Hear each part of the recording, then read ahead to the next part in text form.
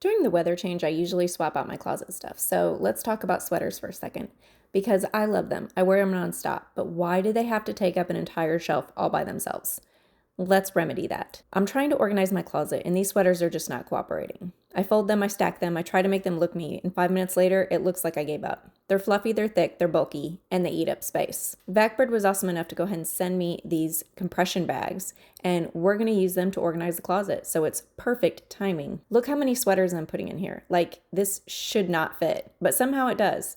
I just fold them flat, stack them, zip it up, and hope for the best. Okay, this part never gets old. You turn the pump on, and they just start shrinking. It's like magic, but for messy closets. You can literally see the bulk disappearing. Tell me why this used to take up half my shelf, and now it fits in one little space. Like, what? I slide it in a bin, drawer, or suitcase, and it's done. No more sweater avalanches every time I open my closet. This saves so much space, you guys. If your sweaters are currently taking over your closet, you need these Vacbird vacuum bags. It makes it so much easier to stay organized without getting rid of things that you actually love. Less mess, more space, way less stress. 10 out of 10 recommend if you're tired of fighting for your clothes.